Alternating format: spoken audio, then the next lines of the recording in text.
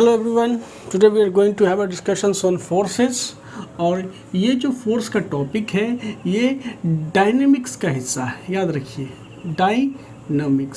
Dynamics का हिस्सा है, ये काइनेमेटिक्स का हिस्सा नहीं है। काइनेमेटिक्स में we studied about languages to describe the motions, कि मोशंस को कैसे डिस्क्राइब करना है। हमने वेलोसिटी की चर्चा की, स्पीड की चर्चा की, एक्सेलरेशंस की चर्चा की, but we haven't discussed about the forces. So dynamics में हम लोग क्या दो चीज़ को इंट्रोड्यूस करते हैं डिस्कशंस में, वो होता है मास एंड फोर्स। मास और फोर्स दो नए टर्म्स हैं जो in additions to the terms of kinematics, जो चीज़ें हमने काइनेमेटिक्स में पढ़ी हैं उन चीज़ों के अलावा अब हम डायनेमिक्स को डिस्क्राइब करने के लिए मास और फोर्स, ये दो नए एडिशंस हैं। इन दो टर्म्स के बारे में हम लोग जानेंगे। तो फोर्स हमारा फोर्स को अगर हम डिफाइन करें तो व्हाट इज़ फोर्स क्या है। अगर आप रियल लाइफ सिनेरियोस को देखें तो हम लोग we all have heard about the term forces. We know that जब हम किसी वस्तु को when we pushes an object we actually are applying a forces away from ourself, and when we pull an object, you see here there is an object and an string जो है, एक धागा इसके साथ अटैच्ड है और हाथ इससे मतलब उस धागे को पकड़ करके पुल किया जा रहा है। ये एक्टिविटी पुलिंग की है, मतलब फोर्स जो है वो इस डायरेक्शन में अप्लाई हो रहा है, मतलब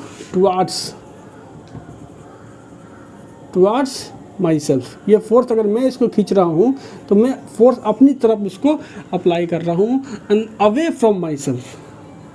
ये क्या हो रहा है, अवे फ्रॉम जो बंदा अप्लाई कर रहा है उससे अवे, दूर अप्लाई की जा रही है। तो कहीं ना कहीं अगर आप देखें तो ये फोर्सेस क्या है, एक्चुअली पुश और पुल के फॉर्म में है जो रियल लाइफ में हम लोग देखते हैं।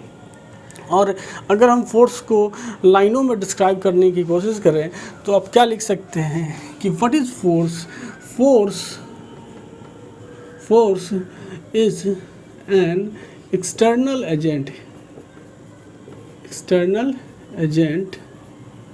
which क्या होता है, produces or tries to produces motions of an object किसी वस्तु में मोशंस की घटना को प्रोड्यूस करता है या ट्राई टू प्रोड्यूस करता है। जैसे कि आप देखें कि इस सिचुएशंस में सपोज करें, इमेजिन करिए कि इस बॉडी का मास 1 kg है। अभी के सिचुएशंस में इस बॉडी का मास 1 kg है और उसी हिसाब से इस पर सिग्निफिकेंट फोर्स हम अप्लाई करेंगे तो ये ऑब्जेक्ट इधर की ओर स्लाइड करेगी। इसका मतलब है कि the force applied by the hand क्या कर रहा है, तो उस ऑब्जेक्ट को मोशंस मिल आया। लेकिन अगर हम उतना पुश अप्लाई नहीं कर रहे, मतलब हमारा जो पुशिंग फोर्स है वो सिग्निफिकेंट नहीं होगा, तो ये ऑब्जेक्ट मूव नहीं करेगा although we are applying the forces. So हम ये कह सकते हैं कि इन एक्सटर्नल एजेंट विच प्रोड्यूस करता है या नहीं तो ट्राइज टू प्रोड्यूस। अगर ये मूवमेंट नहीं किया और फोर्स अप्लाई की जा रही थी वो सफिशिएंट नहीं थी इसके मूवमेंट को अलाउ करने के लिए, फिर भी फोर्सेस तो अप्लाई हुई। तो हमारे डिफिनेशंस में वो हिस्सा भी इंक्लूडेड है कि प्रोड्यूसेस और try to produces the motion of an object. या दूसरा हम यही, फोर्सेस केवल मोशंस ही नहीं प्रोड्यूस करता है, फोर्सेस मोशंस को स्टॉप भी करता है। जैसे सपोज करिए ये इंक्लाइंड प्लेन है, ठीक है, और एक बॉल जो है वो रोलिंग डाउन इधर नीचे की ओर आ रही है। अब इस बॉल को जैसे ये आएगी यहाँ पे और सो ये ग्राउंड का प्लेन है तो ये जो है बॉल इधर चली जाएगी। अगर इस बॉल को मुझे यहीं पे रोकना है तो हमको अपोजिट डायरेक्शंस में एक फोर्स अप्लाई करना पड़ेगा। मतलब क्या है कि it is an external agent विच क्या होता है, स्टॉप्स द मोशन और tries to stop the motion,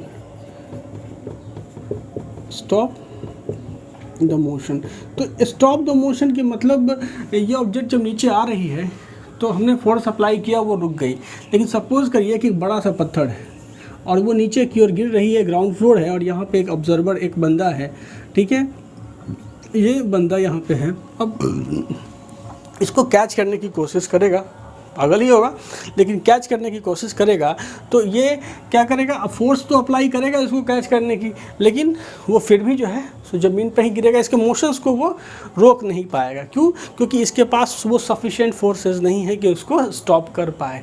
तो कहीं ना कहीं हम ये नहीं कह सकते कि इसने फोर्स नहीं अप्लाई की, फोर्स तो अप्लाई की, लेकिन ऑब्जेक्ट को रोक नहीं पाया, रिजल्ट में रेस्ट में नहीं ले आ पाया ऑब्जेक्ट को, इसलिए विच स्टॉप्स द मोशन। जैसे कि अगर ये बॉल को कैच करेगा तो ये कैच कर लेगा, लेकिन अगर वो चाहेगा इतने बड़े पत्थर को कैच करना तो नहीं कर पाएगा, इसलिए इट स्टॉप्स द मोशन और tries to stop the motion. और एक तीसरा केसेस क्या है, तीसरा केस कहता है कि आपका क्या होगा कि विच क्या होगा, ट्राइज टू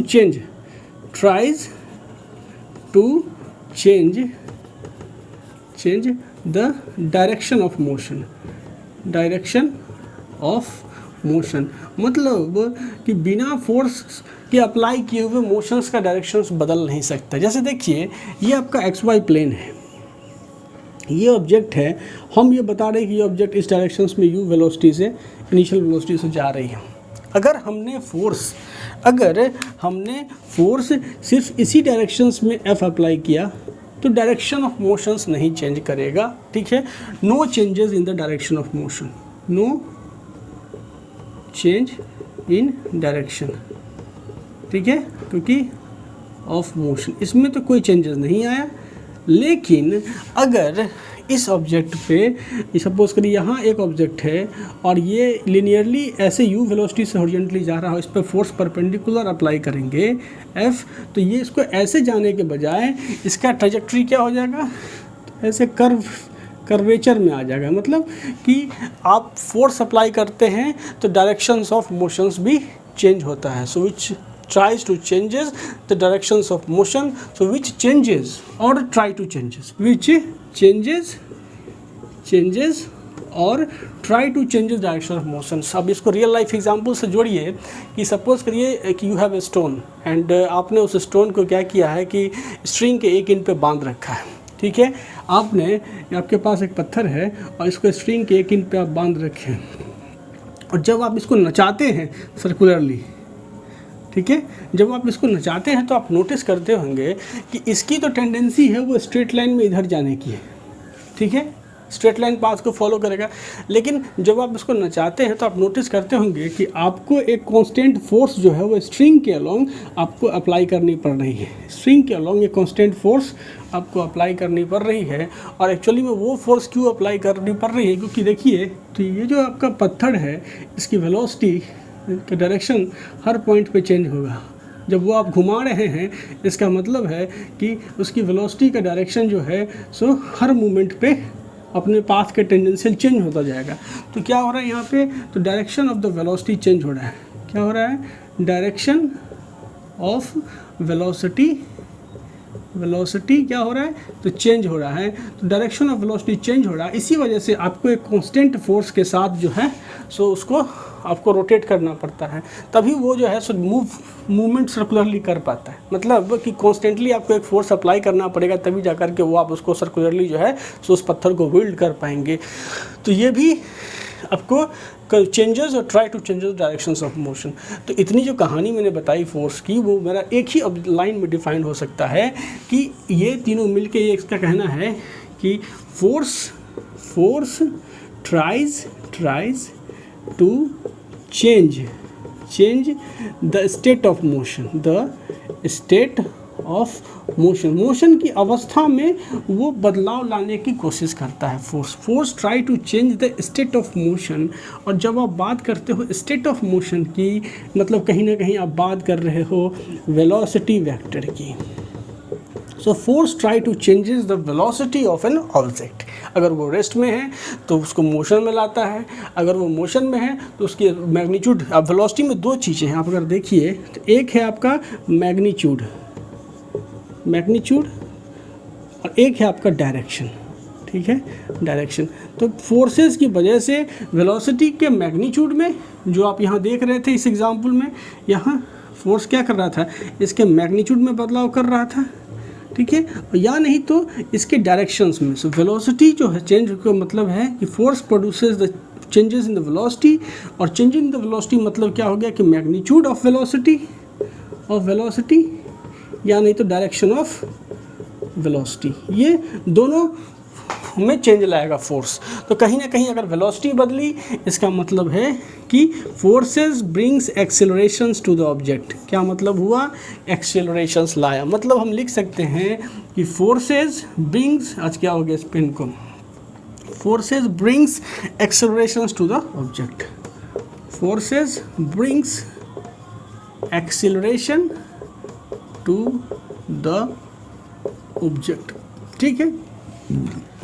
तो ये हो गया हमारा जो है सो कि फोर्स का डिफिनेशंस की फोर्स होता क्या है एक्चुअली इसमें। अब फोर्स को भी जो है सो हमने कैटेगराइज किया हुआ है, फोर्स कितने तरह का होता है, फोर्स जो है हमारा वो कितने तरह का होता है, हम लोग उसको देखेंगे जो है। So let's me this and see what are the types of forces actually. Force के टाइप में अगर हम जाएं तो हमारे पास फोर्स, ठीक है, फोर्स का टाइप है। पहला जो फोर्स है, ये फोर्स का टाइप ये क्या, फंडामेंटल फोर्सेस है, fundamental force of nature, force of nature. तो ये है हमारा फंडामेंटल फोर्स ऑफ नेचर में आ गया आपका क्या चीज़, तो पहला है ग्रेविटेशनल फोर्स, ग्रेविटेशनल फोर्स। दूसरा आ गया हमको क्या चीज़, तो इलेक्ट्रोमैग्नेटिक फोर्स,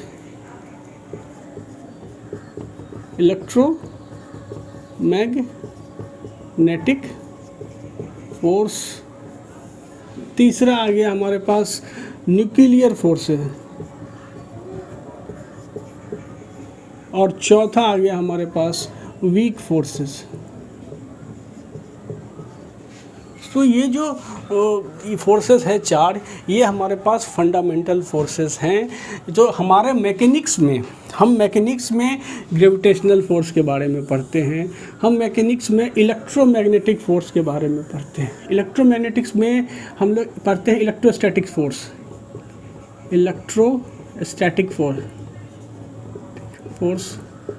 ठीक है। फिर हम लोग पढ़ते हैं मैग्नेटिक फोर्सेस, और इन्हीं सभी फोर्सेस का हिस्सा होता है। जैसे हम लोग अभी मैकेनिक्स में जिन फोर्सेस को देखेंगे जो इस कैटेगरीज में आता है, जैसे वो हो जाता है आपको क्या चीज़, तो सबसे पहले कॉन्टैक्ट फोर्स, जिसको में हम नॉर्मल रिएक्शन पढ़ेंगे, नॉर्मल रिएक्शन फोर्स क्या होता है, ठीक है। उसके बाद पढ़ेंगे हम लोग टेंशन फोर्स ऑफ स्ट्रिंग, ये बेसिकली स्ट्रिंग में होता है, तो इसके बारे में हम जानेंगे। उसके बाद पढ़ेंगे हम लोग स्प्रिंग फोर्सेस। ये सारे फोर्सेस जो है वो साथ में इलेक्ट्रोस्टैटिक्स, दो चार्ज पार्टिकल के बीच में होता है या दो मैग्नेट के बीच में जो होता है, तो ये सारे चीज़ें जो हैं सो हम लोग इलेक्ट्रोमैग्नेटिक फोर्सेस के अंदर पढ़ेंगे। न्यूक्लियर फोर्सेस जो होता है बेसिकली, अगर आप न्यूक्लियर फोर्सेस के बारे में जानें या वीक फोर्सेस के बारे में जो स्टडीज़ है, ये अभी हमारा जो है सो क्लासिकल फिजिक्स का हिस्सा नहीं है, क्लासिकल फिजिक्स का मेरा हिस्सा अभी ये नहीं है। हम इसके बारे में इसमें डिस्कशंस कुछ खास नहीं करेंगे, छोटा सा ब्रीफिंग कि भैया न्यूक्लियर फोर्सेस क्या होता है और वीक फोर्सेस क्या होता है, उसका एक छोटा सा ब्रीफिंग स्टडी करेंगे। तो सबसे पहले जो हमारा कंसर्न है वो ग्रेविटेशनल फोर्सेस का है। सो ग्रेविटेशनल फोर्सेस हम कंटिन्यू करेंगे अब। तो ग्रेविटेशनल फोर्स के बारे में अगर देखा जाए तो लेट मी दिस,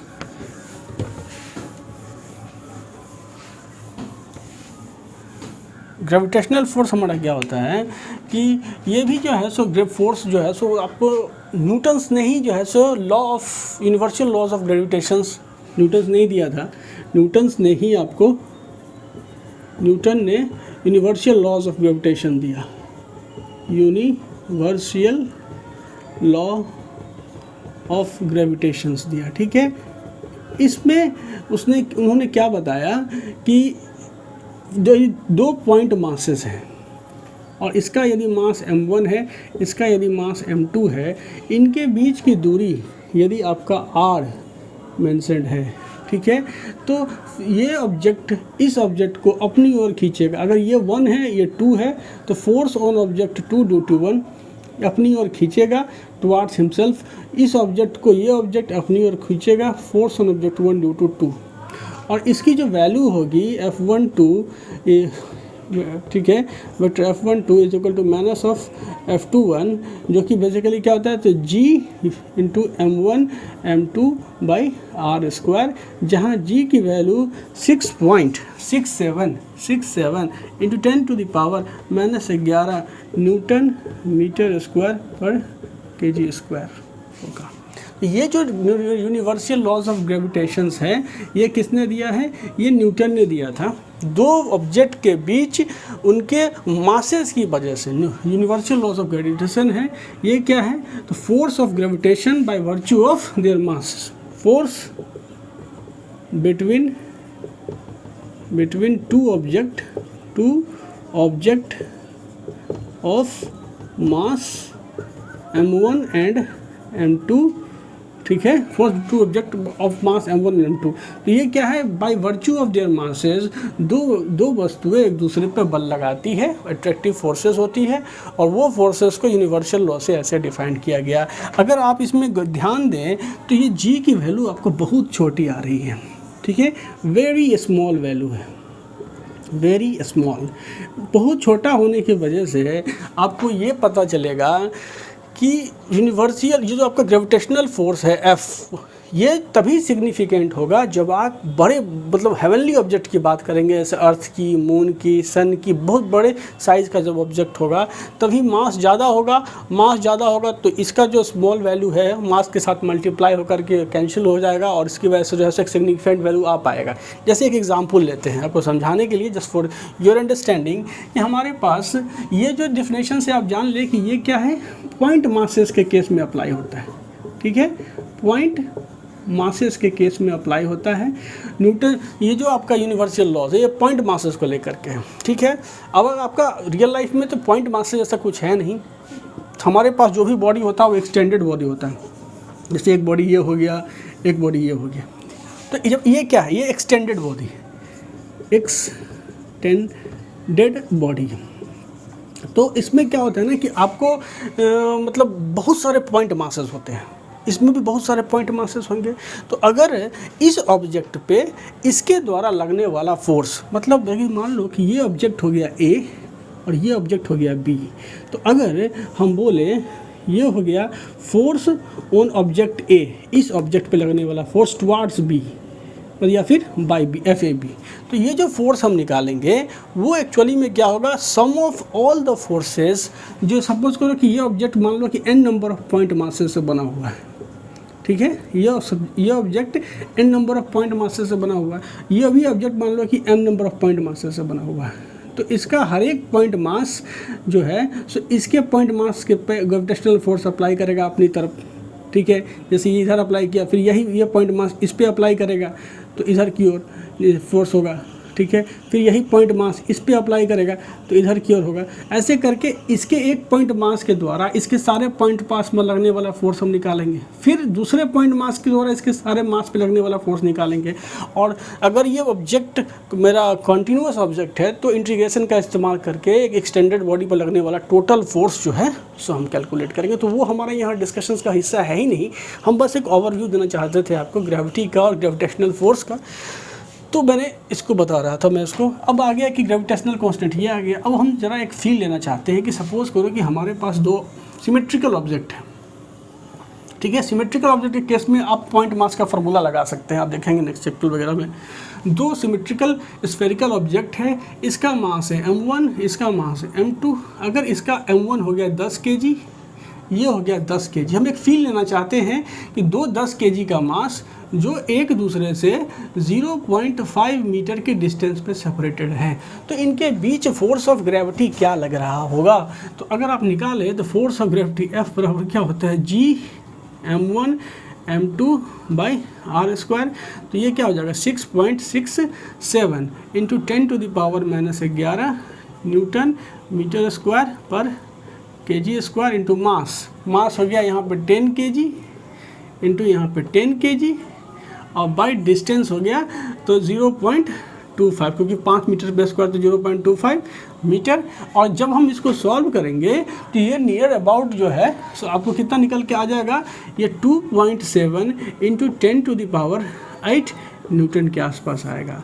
आपको ये चीज़ पता होगी कि अगर आप 1 न्यूटन का फोर्स को फील करना चाहते हैं तो आपको 102 ग्राम का कोई ऑब्जेक्ट, जैसे सपोज करिए कि ये पेन है और इस पेन का मास 102 ग्राम्स है, तो इसको होल्ड करने में हमको जितनी फोर्स हमारे हैंड को अप्लाई करनी पड़ रही है वही 1 न्यूटन का फोर्स हुआ। तो इसके हिसाब से अगर इतना न्यूटन का मतलब हुआ कि अगर अप्रॉक्सीमेटली 3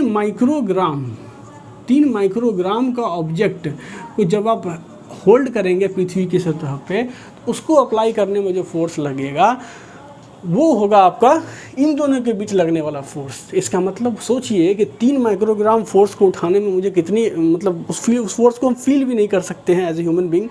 तो आप उसी से अंदाज़ा लगा सकते हैं कि ये जो आपका ग्रेविटेशनल फोर्स होता है वो काफ़ी वीक फोर्स होता है, ठीक है। और वो कब पिक्चर में आता है, जब 2 ऑब्जेक्ट में से एक ऑब्जेक्ट का जो होता है वो मास बहुत ज़्यादा होता है, वो तब पिक्चर में आता है, ठीक है। तो ये रहा आपका। अब एक और चीज़ हम समझाना चाहते थे आपको, वो क्या चीज़ था कि आपका पृथ्वी और पृथ्वी पर पड़ा हुआ हर वस्तु जो है उनके बीच एक फोर्स ऑफ ग्रेविटी लगता है। मतलब ये से मान लीजिए कि ये हमारा अर्थ हो गया, ठीक है। दिस इज़ क्या, अर्थ है, ठीक है। और ये अर्थ हम मान रहे हैं कि होमोजेनियस मास का है, मास यूनिफॉर्म है और मास जो है अर्थ का m = 6 इंटू 10⁻24 kg का मास है, अर्थ का मास। इस अर्थ के सेंटर से अर्थ के सतह का रेडियस r ये होता है 6400 किलोमीटर, ठीक है। अब इस पे सपोज करिए इससे किसी पर्टिकुलर हाइट पे, पृथ्वी से किसी पर्टिकुलर हाइट पे, मान लीजिए h हाइट पे, ठीक है, एक मेरा ऑब्जेक्ट है, ठीक है, m मास का। ये क्या है, object of mass m, object of mass m located at A height of h above earth surface, ठीक है, अर्थ सरफेस पे h हाइट पे ये मास m लोकेटेड है। तो पृथ्वी जो है वो क्या करेगी, तो आपको पता है कि 2 पॉइंट ऑब्जेक्ट के बीच में लगने वाला फोर्स क्या होता है, और ये फोर्स क्या होता है, तो एक दूसरे ऑब्जेक्ट के पॉइंट मास है तो टुवार्ड्स द पॉइंट मास, और यदि स्फेरिकल है तो towards the centre of the point mass, जो एंगुलर फोर्स होता है। तो ये पृथ्वी इस ऑब्जेक्ट को अपने सेंटर की तरफ खींचेगी। सेंटर की तरफ खींचने का क्या मतलब हुआ कि अगर इसका टेंजेंशियल ये हुआ तो सेंटर की तरफ मतलब नॉर्मल होगा, नॉर्मल टू द अर्थ। मतलब कि ये पृथ्वी इस मास को अपने सतह के नॉर्मली एक पर्टिकुलर ग्रेविटेशनल फोर्स से अट्रैक्ट करेगी, तो उस फोर्स को हम बोलते हैं ग्रेविटी बोलते हैं। जब पृथ्वी और किसी और ऑब्जेक्ट के बीच लगने वाले फोर्स को डिस्कस करते हैं तो उसको हम ग्रेविटी बोलते हैं। तो यहाँ अगर फोर्स ऑफ ग्रेविटी आप निकालोगे, ठीक है, क्या निकालोगे, फोर्स ऑफ ग्रेविटी। तो फोर्स ऑफ ग्रेविटी जब आप निकालोगे F, तो क्या हो जाएगा, g into mass of this object, इसका मास हो गया m और इसका मास कैपिटल M, gm, और डिस्टेंस कितना हो गया, तो डिस्टेंस हो गया r + h पे होल स्क्वायर। लेकिन अगर आप बताओ तो ये जो हाइट है ना वो 6400 किलोमीटर से तो कम है। मतलब अगर ये हाइट h जो है वो क्या है, लेसर देन r है, r से छोटा हाइट पे है, मतलब कि पृथ्वी के सतह से नज़दीक है। मतलब कि object located near to the surface of Earth, ठीक है, सरफेस ऑफ अर्थ के काफ़ी नज़दीक है। तो मेरा फार्मूला क्या हो जाएगा, ये F g m into capital M by r², ठीक है। तो अब जब हम इसको सॉल्व करेंगे तो देखो यहाँ से 6.67 7 इंटू 10⁻⁻11 इंटू ऑब्जेक्ट का मास रहने दो, अभी इसका मास देखो ये इतना बड़ा मास है, तो इंटू 6 इंटू 10⁻24 और इंटू यहाँ पे m और बाई r स्क्वायर मतलब 6400 किलोमीटर पे स्क्वायर। तो जब आप इसको निकालोगे ना तो ये अप्रोक्सीमेटली क्या आता है 9.8, ठीक है, ये 9.8 इंटू यहाँ पे m आता है। तो न्यूटन सेकंड लॉ से फोर्स बराबर मास इंटू एक्सेलरेशन, इसलिए ये जो g जो होता है ये क्या हो गया एक्सेलरेशन, और ये क्या आ गया 9.8 आ गया, और इसीलिए फोर्स F आप लिख सकते हो mg, ठीक है, force F is equal to mg। तो कहीं ना कहीं हमने देखा कि कोई भी ऑब्जेक्ट को पृथ्वी अपने सेंटर के तरफ, ठीक है, किस एक्सेलरेशन से g is equal to 9.8 metre पर सेकेंड से आकर्षित करता है, मतलब उसको खींचता है। तो इसीलिए अब कभी भी पृथ्वी की सतह पर किसी ऑब्जेक्ट की बात होगी तो जब आपको देखिएगा mg फोर्स लग रहा है, तो ये mg फोर्स क्या है, force due to force on object due to gravity है, ठीक है, ग्रेविटी है, force on object due to gravity है। तो एक चीज़ और समझ लेने वाली बात होगी कि फोर्स कभी भी जो है सो आपका आइसोलेटेड नहीं होता है। अगर एक ऑब्जेक्ट दूसरे ऑब्जेक्ट को फोर्स अप्लाई कर रहा है, इसका मतलब दूसरा ऑब्जेक्ट भी पहले ऑब्जेक्ट पे फोर्स अप्लाई करेगा। फोर्स हमेशा क्या होता है, पेयर में होता है, जो न्यूटन थर्ड लॉ का कंसेप्ट कहता है कि every actions there is a reaction. अगर एक ऑब्जेक्ट दूसरे ऑब्जेक्ट पे फोर्स लगा रहा है तो दूसरा ऑब्जेक्ट भी पहले ऑब्जेक्ट पे फोर्स लगा रहा है। तो अगर इस प्रिंसिपल को हम जाने तो आपको लगेगा कि जितना फोर्स से पृथ्वी, ये जो पृथ्वी है, मतलब अगर हम ये चीज़ आपसे डिस्कस करें एक बार फिर से, अगर ये चीज़ देखिए, ये सन, ये पृथ्वी है, दिस इज अर्थ, ठीक है, और दिस इज माय ऑब्जेक्ट, ठीक है, ये मेरा ऑब्जेक्ट है, ठीक है। तो अब जितना फोर्स से ये जो आपका अर्थ है ये अपनी ओर इस ऑब्जेक्ट को खींच रही है, फोर्स ऑन ऑब्जेक्ट, मान लीजिए कि ऑब्जेक्ट वह, ये क्या हो गया, force on object due to Earth. तो ये ऑब्जेक्ट भी पृथ्वी को अपनी ओर उतना ही फोर्स से खींचेगा। तो जब दोनों फोर्स सेम ही हैं तो क्यों एप्पल गिरता है पृथ्वी की तरफ, पृथ्वी क्यों नहीं एप्पल की तरफ चला जाता है, जो नॉर्मल मतलब क्वेश्चन अराइज होता है। तो एक चीज़ आप जानिएगा कि फोर्स तो सेम लग रहा है लेकिन बॉडी का मासेस अलग है। इस पृथ्वी का मास जो है m, वो कहीं ना कहीं बहुत ज़्यादा बड़ा है इस स्मॉल m से। इसका मास आपको पता है कितना बड़ा मास है, 6 इंटू 10⁻24 kg। तो पृथ्वी के मास के इक्विवेलेंट तो शायद इसका तो हमको लगता है कि कितना, मतलब 10⁻24 टाइम्स छोटा होगा, ठीक है। तो बहुत ज़्यादा जो है सब पृथ्वी का मास ज़्यादा है। और आप जानते हैं कि जो एक्सेलरेशन होता है वो क्या होता है, तो एक्सेलरेशन क्या होता है, एक्सेलरेशन होता है आपको F बराबर क्या होता है, मास इंटू एक्सेलरेशन। तो आप इसी से देखिएगा कि जो मास अगर आपका जो है सब बहुत बड़ा हो गया तो इस पर लगने वाला एक्सेलरेशन क्या होगा, एक्सेलरेशन A बराबर क्या होगा, F/m, मतलब acceleration inversely proportional to mass. इसलिए फोर्स तो उतना ही लगा रहा है एप्पल इस पे, इस अर्थ पे, लेकिन इसका मास ज़्यादा है, इसीलिए ये नहीं जा रहा है एप्पल की तरफ। आपको एप्पल हमेशा अर्थ की तरफ आता हुआ दिखाई देगा। तो ये रहा हमारा फोर्स ऑफ ग्रेविटी। ये सबसे वीकेस्ट फोर्स माना जाता है और सब फोर्सेस के कंपैरिजन में। वो आपने देखा भी कि 10 kg का वेट आपस, उसका फोर्स कितना सिग्निफिकेंट है कि मात्र 3 माइक्रोग्राम का ऑब्जेक्ट जब हम हाथ में होल्ड करेंगे तो उसको होल्ड करने में जितना फोर्स लगेगा उतना ही फोर्स 10 kg मास के ऑब्जेक्ट के बीच में एग्जिस्ट करता है, ठीक है। अब हमारा डिस्कशन है nuclear forces, weak forces and electromagnetic forces.